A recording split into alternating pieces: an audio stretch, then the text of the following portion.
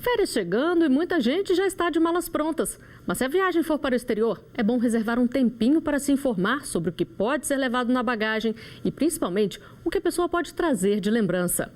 De olho em quem exagera nas compras, a Receita Federal atualizou o Guia do Viajante. E é sobre estes cuidados que vamos falar a partir de agora.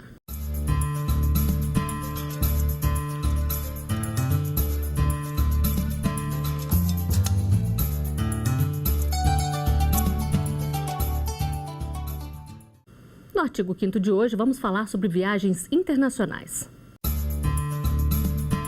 Está na nossa Constituição. Ninguém pode ser obrigado a fazer ou deixar de fazer alguma coisa a não ser em virtude de lei. A Carta Magna também determina que é livre a locomoção em território nacional em tempo de paz, podendo qualquer pessoa, nos termos da lei, nele entrar, permanecer ou dele sair com seus bens. E para falar sobre os cuidados na hora de sair ou entrar no país, eu recebo aqui no estúdio da TV Justiça Ricardo Bastos, advogado e mestre em Direito Tributário, e recebo também Fabiano Coelho, auditor fiscal da Receita Federal do Brasil. Sejam bem-vindos ao artigo 5º. Doutor Fabiano, eu gostaria que o senhor começasse falando um pouquinho para a gente sobre o Guia do Viajante. Que tipo de informações ele traz? Todo tipo de informação que pode interessar ao viajante. É um tema de grande repercussão e a Receita Federal decidiu consolidar essas informações e buscar, num único espaço, disponibilizar ao cidadão o que é necessário saber tanto para sair do país quanto para retornar. E aonde a gente pode encontrar essas informações do Guia do Viajante? No site da Receita Federal do Brasil. Doutor Ricardo, quais são os maiores problemas que os turistas enfrentam ao entrar ou sair de um país? Nós temos problemas de toda a natureza, né? O que nós temos mais verificado na prática são os problemas em relação às declarações prestadas pelo contribuinte sobre as bagagens que eles trazem, sobre os produtos que são trazidos do exterior para o Brasil, né? Outro problema que nós temos também é muitas das vezes a postura em que o cidadão ou o viajante ele tem diante da autoridade fiscal. Nós sabemos que as zonas alfandegárias, que são essas zonas onde os viajantes ingressam nos países, eles têm diversas autoridades que estão ali trabalhando, diversos órgãos estão interagindo. Então é muito importante que o fiscal e o contribuinte, o cidadão ele seja tratado com urbanidade, seja tratado com respeito e as informações que sejam prestadas sejam realmente condizentes com o que você traz na sua bagagem, de modo que você não seja surpreendido com uma autuação, com um problema por conta dessa situação. É bom evitar, então, uma brincadeirinha que pode ser mal interpretada, né, doutor Ricardo? Sim, nós temos que lembrar que o fiscal, naquele momento, ele é uma autoridade e nós estamos diante de uma autoridade de ingresso do país. Não só aqui no Brasil, né, como em qualquer país que nós estejamos, aquele momento ali é um momento de declarações fidedignas. Nós temos que ter cuidado com o que a legislação de cada país fala e não podemos fazer essas gracinhas muito comuns que já tiveram alguns problemas sérios em relação a isso, né? Bom, e entrar com produtos importados no país sem declarar à Receita Federal pode ser considerado um crime, dependendo do tipo e da quantidade de itens. Por isso é bom ficar atento antes de exagerar nas compras. Este depósito da Receita Federal em Brasília está lotado. Tem fardos de roupas, pneus, bicicletas e equipamentos de som. Aqui há materiais que, depois de autorização judicial, podem ser doados ou leiloados. Em 2014, o Código Penal separou a pena para quem comete os crimes de descaminho e contrabando. Após a Lei 13.008, houve essa separação desses dois crimes em artigos diferentes. O descaminho ficou no 334 e o contrabando no 334A. Por que houve essa separação?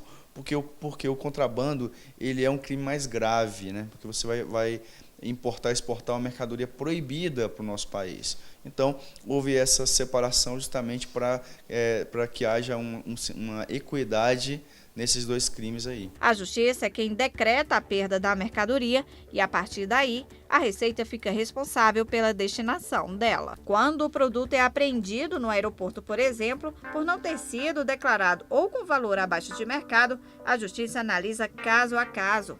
A depender do valor, pode ser aplicado o princípio da insignificância. Hoje, o STJ vem entendendo que cabe princípio de significância no caso do imposto devido até R$10 mil. Já o Supremo entende que o imposto devido até R$20 mil se aplica ao princípio da insignificância. Doutor Fabiano, o simples fato da pessoa entrar no país sem declarar ou declarar com valor menor já é considerado um crime? Ou ela tem que ter intenção de revender ou ter uma quantidade maior de mercadoria, por exemplo? Estamos diante de uma irregularidade. Passa a ser considerado crime quando existe a intenção, existe o dolo da pessoa. Por exemplo, ela traz uma mercadoria sem declarar e essa mercadoria está oculta na sua bagagem, ou quando ela sabe que o valor da mercadoria é X e faz a declaração por metade disso, por exemplo, de forma deliberada. Mas em circunstâncias em que o passageiro não contribui, é um simples engano, aí não é considerado crime. E no caso do princípio da insignificância, doutor Ricardo, para ser considerado, tem que responder um processo antes? Como é que é? Naquela situação em que você está diante da autoridade fiscal, no momento do desembaraço, o fiscal não tem permissão legal para fazer esse juízo. Então, é importante que nós mantenhamos a veracidade do que nos falamos para evitar qualquer constrangimento. O fiscal, no momento em que ele lhe aborda, ele precisa ouvir de você o que você traz, você precisa declarar para ele as suas informações e a insignificância só será discutida no futuro processo criminal, o que é muito desgastante para qualquer cidadão.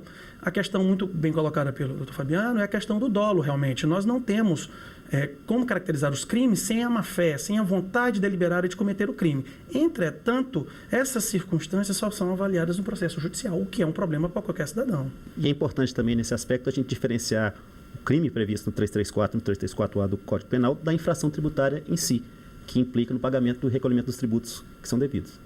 Bom, nós temos uma pergunta justamente sobre isso. Vamos conferir. Quando é preciso fazer a declaração eletrônica de bens do viajante? Doutor Fabiano, quando é preciso fazer essa declaração? Para o passageiro que está chegando pelo modal aéreo ou por navio, sempre que trouxer valores acima de $500, ou estiver trazendo bens que são de fiscalização obrigatória pelas inspeções sanitárias e fitossanitárias. Caso do transporte terrestre, quando estiver trazendo bens acima de $300. E aí, como é feita essa declaração? A declaração eletrônica de bens viajantes, ela pode ser feita através do smartphone, através do tablet, no exterior ou na chegada no Brasil, em terminais que a Receita Federal disponibiliza em todos os aeroportos internacionais. Agora, aconteceram algumas mudanças nas regras e vários bens são considerados de uso pessoal e não entram nessa cota de isenção que o senhor falou aqui com a gente. Quais são esses bens e a quantidade que a pessoa pode trazer? Com o aumento progressivo do fluxo de viajantes internacionais, a nossa legislação vem se modernizando. Então, bens considerados de uso pessoal, como um relógio, como uma máquina fotográfica, como um aparelho celular, eles não precisam ser declarados, eles já têm a isenção. Doutor Fabiano, muita gente também traz roupa. Isso é considerado de uso pessoal ou depende aí da quantidade? Tem que ter um cuidado também? Em quantidade compatível com a natureza da viagem, tá certo? Então, o tempo de duração e a natureza da viagem vão determinar ali 2 perfumes, tá certo? Um número X de camisas, um número X de sapatos, inclusive bolsas e outros bens também de uso pessoal. Bom, doutor Ricardo, doutor Fabiano falou aqui de sapato, roupas. Isso também entra na cota da isenção, se tiver ali na caixa ou com etiqueta? Como é que é feito essa relação de consumo em relação a esses bens pessoais? Os objetos de consumo de uso pessoal, eles podem entrar e sair do país livremente, desde que não estejam naquelas exceções que a Receita Federal do Brasil coloca como vedados. E, mais uma vez, nós temos que analisar a situação no caso concreto, que é o que o auditor da Receita faz, o fiscal, ele faz. Nós temos que conhecer a legislação para evitar isso. A cota de $500, ela existe, nós temos que cumpri-la. O grande problema é o fiscal ele vai aplicar a legalidade. Se nós não concordamos ou discordamos de determinada situação, cabe a discutir isso depois de um processo administrativo, de um processo judicial. Mas naquele momento, a autoridade fazendária vai aplicar a legislação. Então nós temos que conhecer isso, buscar as informações necessárias para que nós possamos entrar no país sem maiores problemas. Agora, na entrada, quando a pessoa chega, tem lá 2 filas.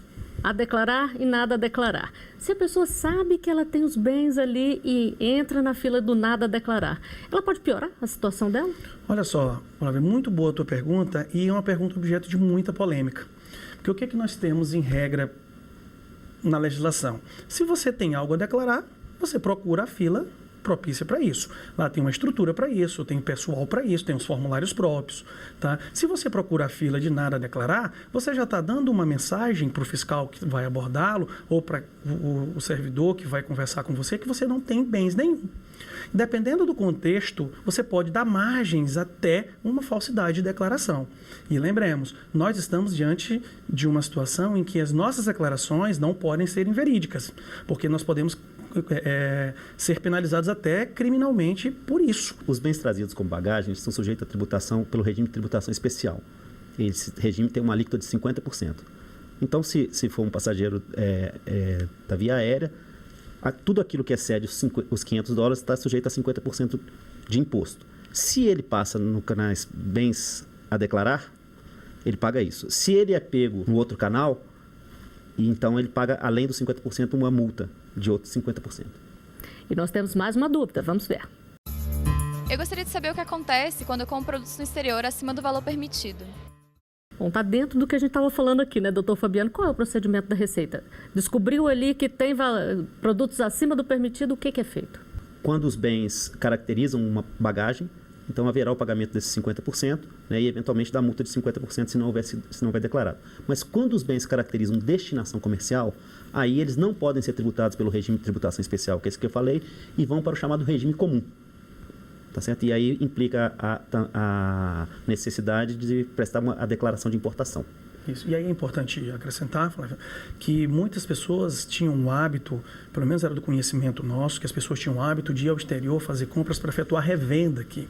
E a legislação também em relação ao crime de descaminho, ela foi mudada. Em 2014, passou a ser uma figura típica esse comércio, essa atividade em residências, ainda que em residências e ainda que sem âmbito habitual, sem ser a atividade usual da pessoa, passou a ser considerado crime desde que a mercadoria não ingresse legalmente no país. E qual é a forma da mercadoria ingressar legalmente? Através da atividade de importação. Então, nós temos que ter cuidado que aquelas comprinhas a mais que as pessoas faziam, iam lá e às vezes revendiam, isso pode dar problema também atualmente. Importante ressaltar que essa restrição se aplica mesmo para mercadorias que estão dentro do valor da cota. Agora, muita gente não quer revender, mas aproveita uma viagem no exterior para fazer um enxoval de bebê, por exemplo. Tira todas as etiquetas ali, mas vem cheio de mala. Nesse caso, como é que fica na Receita, doutor Fabiano? É a mesma regra. É uma característica interessante, o Brasil, como membro do Mercosul, assinou uma resolução que dá isenção para os bens, sejam eles novos ou usados.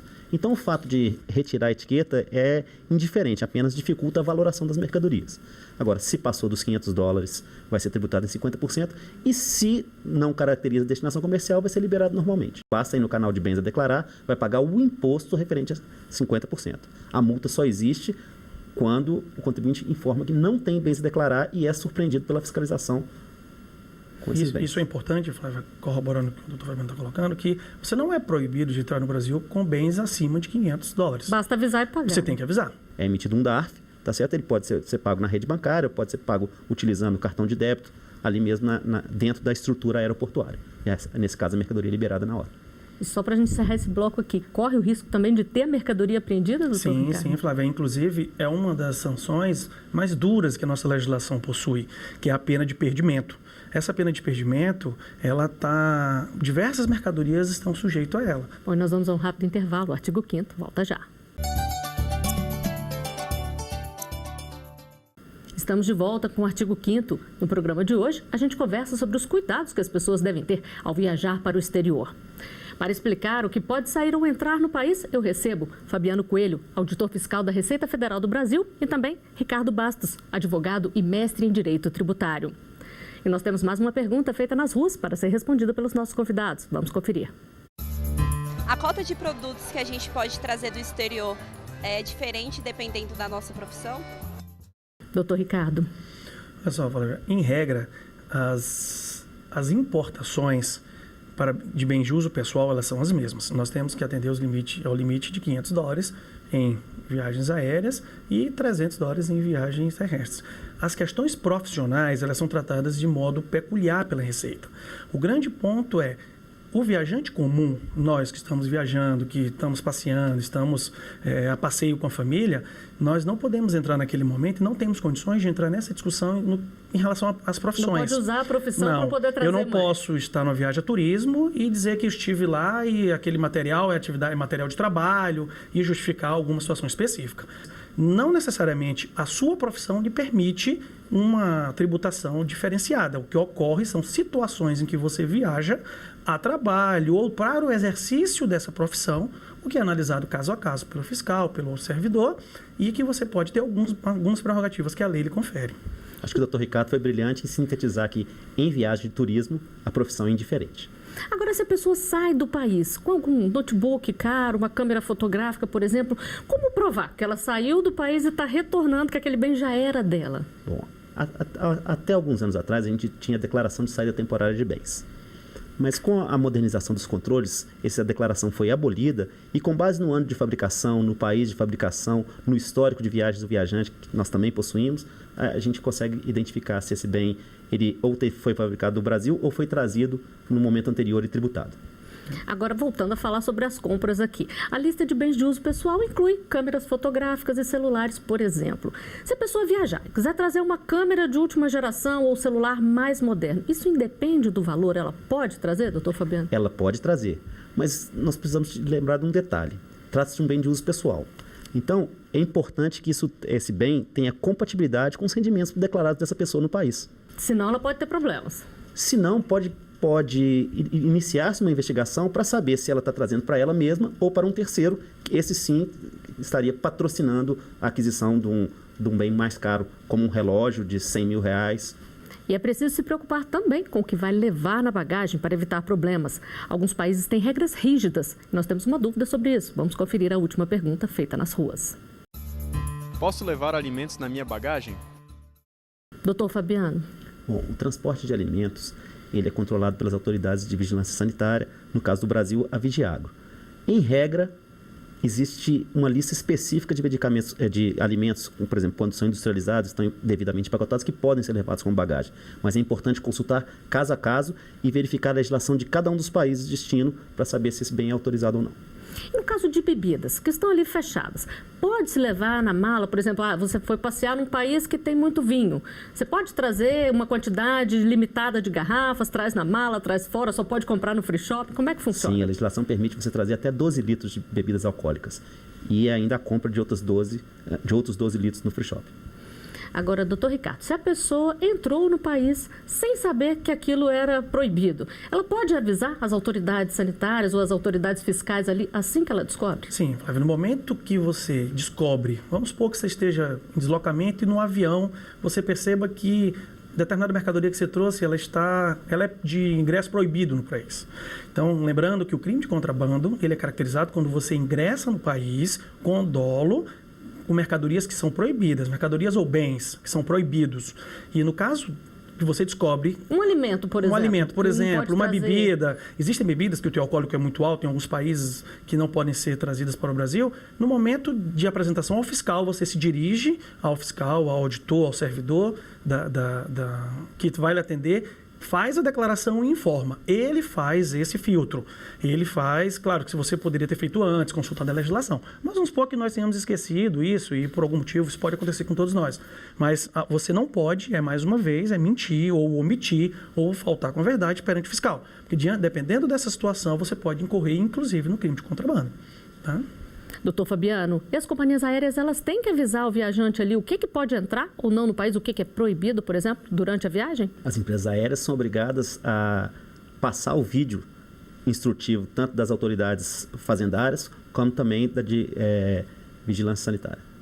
Então, ninguém pode dizer que não foi avisado, né? E aí, mesmo que seja no último minuto, isso, né? E aí, Flávio, também tem a questão do direito do consumidor. Esse dever de informação, né, é compartilhado entre quem presta serviço. E a empresa aérea, naquele momento, ela presta um serviço a você e ela detém o conhecimento da norma. Nós não conhecemos todas as normas. Então, as empresas, até para atender o consumidor e prestar um serviço de eficiência, ela deve fazer essas informações. E é importante ressaltar também que entre o desembarque do passageiro e a passagem pela alfândega, toda a área alfandegada é sinalizada e contém a indicação dos produtos que são permitidos e aqueles que devem ser declarados. Aí, nesse caso, é bom avisar o fiscal, como a gente falou aqui, justamente, e já resolver tudo certinho. Passar pelo canal de bens a declarar. Na dúvida, entre na fila de bens a declarar e faça as declarações devidas sobre o que você está levando. E você procura se informar direitinho antes de viajar? Sabe exatamente o que pode levar ou trazer do passeio? Vamos conferir as opiniões. Eu pesquisei muito sobre o que levar, o que pode se levar, sobre medicamentos, o que é permissível lá, sobre a cultura, enfim. Tudo que eu vou precisar vai ser necessário para mim nessa viagem e o que o país vai aceitar que eu leve. Vários itens casuais que ninguém sabe e é uma coisa cotidiana, ninguém vai achar. Então acho que as pessoas não procuram, não pesquisam antes de viajar para o exterior. Eu acho que você acomoda, né? Você quer menos esforço, né? Então você acaba não fazendo pesquisa, acho que você vai você quer levar aquelas coisas mesmo, você nem acaba pesquisando. Mesmo que você pesquise um pouco sobre viagem, você vê mais no site só falando o preço, né? Não vê muito falando sobre o que você deve levar ou não. Então acho que não pesquisam mesmo muito sobre essas coisas. Doutor Ricardo, a gente viu o entrevistado falando aí que às vezes não consegue saber muito o que levar ou não, qual é a dica para quem vai viajar e quer se informar direitinho. Onde buscar essas informações? Como já adiantaram aqui pelo doutor Fabiano, o guia de receitas, de informações, o guia do turista da Receita é o primeiro canal. Né? O site da Receita Federal do Brasil hoje ele é muito ilustrativo. Ele tem tabelas, ele tem desenhos, ele tem gráficos. E se nós utilizando tudo que tem lá, nós conseguimos fazer uma viagem bem confortável, pelo menos do ponto de vista do ingresso e saída no Brasil. Agora, quando você for para países específicos, países da Europa, países do Oriente Médio, países própria América Central, América do Norte, esses países que têm legislações um pouco diferentes do que a nossa, é importante que nós investigamos também a legislação do país de destino, porque não basta nós sairmos bem, nós temos que chegar no país bem. Poder voltar, né? E poder voltar. E nós temos muitos casos relatados na própria mídia, na própria imprensa, em que o brasileiro tem problema por desinformação. E a maioria das pessoas, ela realmente não busca, como nós vimos aí algumas pessoas que não buscam a informação. Então, é importante isso, é importante conversar com as autoridades do aeroporto. De repente, você procura uma autoridade, não só as autoridades fiscais, mas as autoridades, a Polícia Federal, as autoridades sanitárias, e vá somando. Procure um advogado que conheça o assunto, procure a internet, os sites confiáveis, os sites oficiais, que podem lhe dar muito auxílio nisso aí.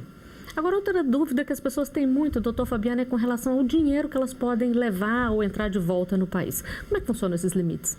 Bom, se você está saindo do país ou chegando no país com mais de R$10.000, você também está obrigado a fazer a declaração eletrônica de bens de viajante. Na declaração eletrônica de bens de viajante, você deve informar a quantidade de moeda que você está trazendo acima desses valores. Basta informar? Basta informar. Sim, tanto na entrada quanto na saída. E é importante esclarecer que nós não somos proibidos de sair com quantias superiores a isso, nem ingressar no país com quantias superiores a isso. Nós temos aqui declará-las. Nós não podemos perder esse limite sobre uma pena de perdimento. E aí é uma pena que pode dar problema. E o cidadão que está saindo com a quantia maior, ele tem que ter alguns cuidados importantes. Na compra dessa mercadoria na casa de câmbio, no banco, ele precisa guardar o recibo, ele precisa comprovar o comprovante de pagamento. Se for o caso, se a quantia for muito grande, ele ande até com sua declaração de imposto de renda, com sua declaração, com seu contra-cheque, de forma que ele, acima de R$10.000, ele consiga demonstrar na saída do país ou no retorno, só olha, eu adquiri essa moeda numa instituição financeira lícita, eu tenho rendimentos compatíveis com ela, e assim você evita uma série de problemas que nós podemos sofrer numa viagem internacional. Né? Doutor Fabiano, para a gente acabar com as dúvidas aqui, na questão do free shopping, as pessoas podem comprar na entrada, na saída, o que entra na cota de isenção e o que a pessoa pode trazer? As compras efetuadas no free shop de saída, assim como as compras efetuadas no exterior e as compras efetuadas no free shop de saída no país estrangeiro, todas elas englobam a cota de isenção, estão englobadas na cota de isenção de $500. A partir daí, quando entrou no Brasil, existe uma cota adicional de $500 para compras no free shop de entrada no país. Aí é depois que passou pela alfândega já? Depois que passou pela alfândega, aí são outros 500. Bom, para encerrar, eu gostaria de saber de vocês quais são as dicas para quem está viajando, para não ficar acomodado, como disseram os entrevistados ali, fazer tudo certinho. Doutor Ricardo. A primeira dica, realmente, é buscar informação. Pelos órgãos oficiais, a Receita Federal do Brasil hoje tem um funcionamento muito correto em relação a prestar informações. Você tem muitas dúvidas que você pode tirar. Você tem canais de atendimento no próprio site, perguntas frequentes, diversos dispositivos no próprio site, né, que você pode tirar isso. Segundo é conversar com um advogado, conversar com seu agente de viagens, conversar com quem já viajou. Às vezes, muito cuidado com as informações que são prestadas em redes sociais, com informações que são prestadas na internet. Nem todas elas são de confiança. E nós temos que ter em mente que, naquele momento, nós temos que conhecer a legislação. Nós entrando e saindo dos diversos países, seja do nosso, seja dos países dos outros, nós temos que conhecer a legislação. Qualquer problema que você tenha, nós temos que ter cuidado no trato com a autoridade. Né? Nós podemos incorrer no crime de desacato, inclusive sofrer multa por conta do crime de desacato. Então, essa urbanidade ela é importante. Qualquer problema que se tenha, busque os meios legais cabíveis. O Poder Judiciário está aí para isso, para discutir com os órgãos de fiscalização esses problemas. Tá? E para evitar ter que buscar os meios judiciários aqui, doutor Fabiano, qual é a dica? É buscar se informar.